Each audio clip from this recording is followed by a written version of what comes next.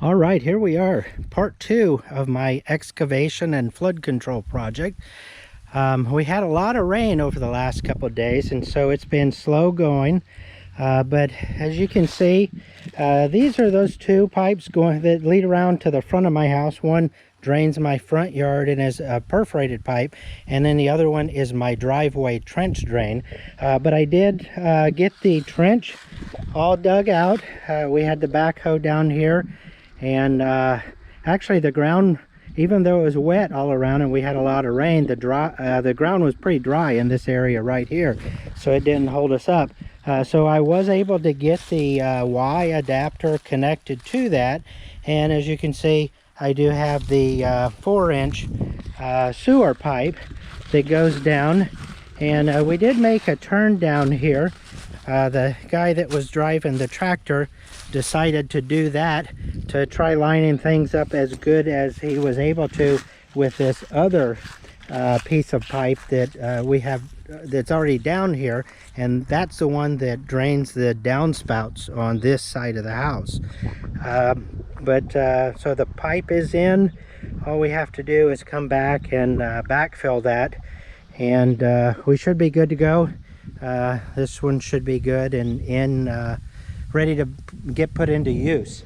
Then walking over here to the other side of the yard, I was able to get out. It's been a pretty full day today trying to get all of this work done, but this is the short piece of black pipe that is for the downspouts on this side of the house. And so what I did, I extended that out, and I'm still trying to figure out how I'm going to do this. Or originally I was going to put a 22-degree angle pointing down to follow the slope of the ground, but it looks like the ground isn't quite 22 degrees, and I was going to have to dig out way too much, and I thought it'd be really too close to the ground. I don't want this pipe to be buried in the ground like it was before, because it was not flowing the way that it was. But I've got it just propped up with a cinder block now. I'm going to figure something out. Maybe we'll have a hump right here and just grow grass over top of it. I haven't quite figured that out yet. And then this is where we had that really wet spot that flows off of the garden or is an underground spring.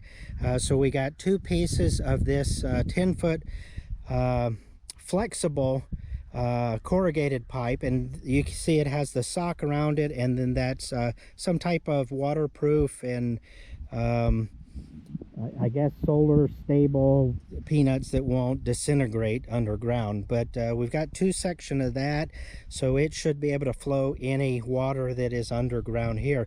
This stuff is expensive. It was about $70 per 10-foot piece of it, and I had to go with two of them. I do have a cap up at that end just so dirt and soil does not get into the pipe. The only way to get anything in is through the sock, and so it should filter out everything except for the water. At least that's the plan. We'll give an update later to let everybody know how that's working. And then the larger part of the project is over here, where I had to connect the drain tile to the downspouts, and there was originally pipe in here, but the guy put the wrong kind of pipe in, and it wasn't flowing good. There were places where it had become disconnected underground. It was the type of pipe that had the holes, and it just wasn't draining at all. Everything was, or all of the water, instead of coming through the pipe, was just following the gravel. But we'll start over here on this side. I see that I do still have golden garden spider here. I'm surprised he's here. We're late October, and normally you don't see those. What I did here is the old pipe that goes underground and connects these two downspouts. I didn't want to get too close to the pole barn with the backhoe and risk damaging something this late in the year. So rather than trying to trench this out, I just added a new trench in over here.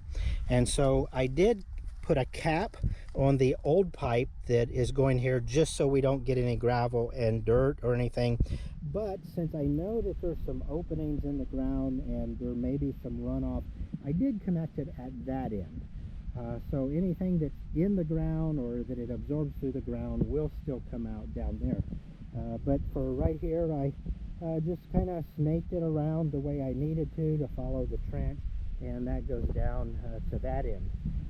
Then over here, we actually took advantage of this situation.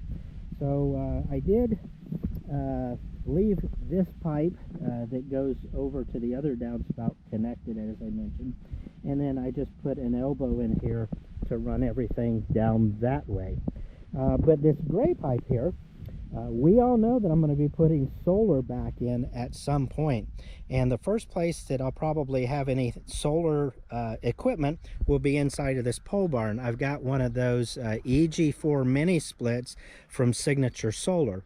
And since those do run completely off of solar, or you can run off of AC or solar, I plan on running it as much as possible off of solar. So I figured I've already got a trench here, and the solar rack is going to go right down at the bottom of the garden where the trench ends, and will face south. So since I know I'm going to put a rack down there, I've already got the trench, so why not? So I did go ahead and I just have a 2-inch piece of gray conduit in the ground, and I have a cap on top of it, and I'll finish everything later. There's no wire in here. I'll just put a vacuum on it and pull some strings, and then I'll pull my cables through when I'm ready to run those cables.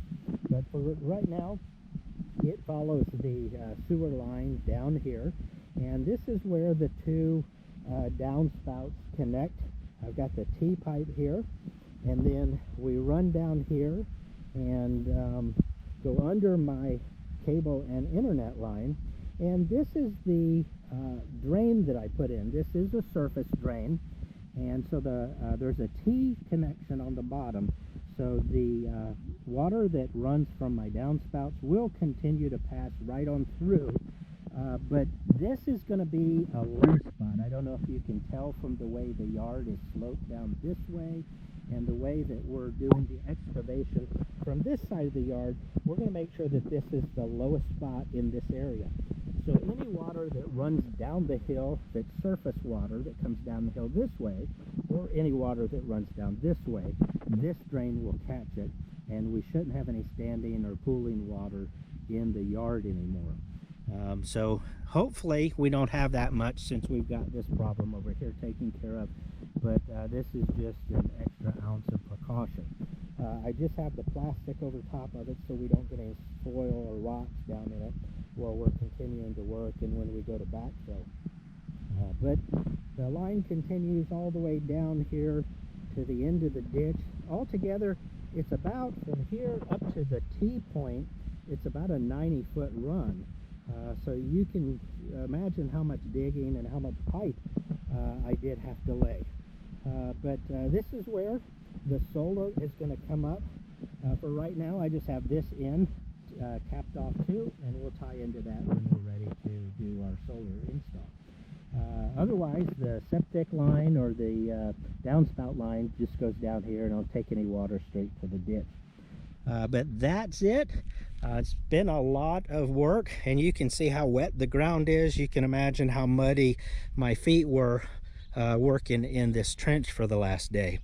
But that's a quick update, and we'll give you another update later on after we backfill everything, and maybe when we've had a rainfall or two, just to see how everything's drained. All right, here we are a couple days later, and we did have a little bit of rain that held us up a little, but we were able to get the trenches all buried back in. So up here off of the downspout, it's all covered. Right here's where we have the new line or conduit, the 2-inch conduit that I'm eventually going to run the solar cables through, and the downspout, and we've got everything covered in. And you can see that we did have a little bit of an accident once again. I know I mentioned that when we excavated, we accidentally cut the cable and had it spliced. Well, when we backfilled it, the weight of the dirt, and when the tractor rolled the soil back in, he ended up breaking the line again. So we had our cable company come out. Fortunately, they were real quick to respond, and they did just go ahead and run a new line. Somebody will be out within the next few days to cut that into the ground, to just trench it into place. We have sprinkled a little bit of grass seed, but we didn't go crazy. It's so late in the year, it's unlikely most of this is going to germinate and come up, but hopefully it'll, if we have an extended warm or a late winter, hopefully some of it will come up just to control some of the erosion. But here's the trench drain. I'm going to leave it covered for right now. I think I'm going to come out here with my tamper and kind of tamp this down around the drain real well so that we know we have the low spot right here. But down here at the other end of this run, that's the pipe or the conduit that the solar will come up, and this will be the location that I have the solar rack that will run the mini split in the pole barn and maybe some other off-grid items. But everything filled back in real well. I do still have to come down, and I'm gonna probably cut this off so it doesn't extend out as long, but I do have a concrete basin to go there.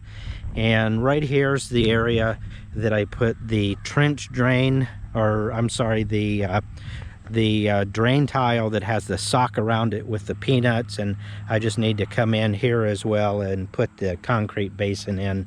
And right here's my downspout for this side of the house, and same thing, everything's backfilled. What I eventually did with this, I know that I had mentioned that the angle was a problem. I came in with a torch and just heated up the pipe down here, and I was able to heat it up enough so that I was able to bend a custom angle and not rely on that 22-degree connector. That was just too drastic of an angle, but by heating it up I was able to get the perfect angle. So once I come in with the concrete basin, this should be good to go, and I should be able to keep it below grade and mow right over top of that with no problem. Over on this side of the yard, same thing going on. I've got one white sewer pipe that I still need to cut off, but the everything went in real well there, as well as down where my septic line is buried. But I'll cut off this pipe. And one thing that I did when I sprinkled the grass seed down here is I came in with a piece of, it was a roll that I picked up at Menards that is 10 feet wide by 100 feet long, and this is just an erosion blanket, and it's just straw that is interwoven into monofilament mesh to hold or help hold it in place. And the reason that I did that here is this is a zip line that I put together for the dog. So my dog Laggy, she comes out, this is the part of the yard that she does her business in, and just so that she's not tracking dirt and mud into the house all the time, I thought it would be best to put this erosion blanket down for her to walk on.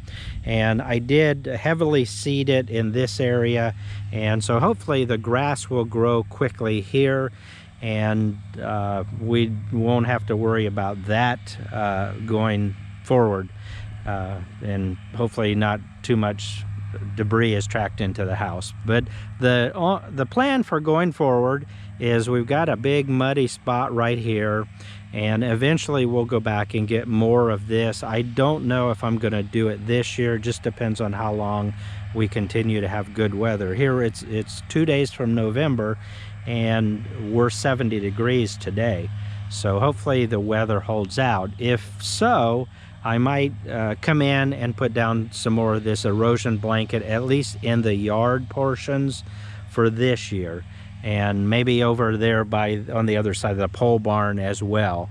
But next year in the springtime, what we'll do is come in and heavily grass seed this entire ditch line through the whole width of the backyard, and then I'll run the erosion blanket down both sides. And the goal is, with grass in place, it'll keep the bank from eroding, and now we'll have a better angle that I can just run my mowing tractor down and not have to worry about weed eating nearly as much as I have in the past. But that's the plan, and looks like everything has worked real well up until now. We'll just have to wait and see what kind of winter we have. But well, this is Jim with Jim Jenny Ohio. I hope you learned a lot, or at least enjoyed watching this project. It's been a lot of work, and I'm glad that it's mostly done. So take care and enjoy the rest of your week. Bye-bye.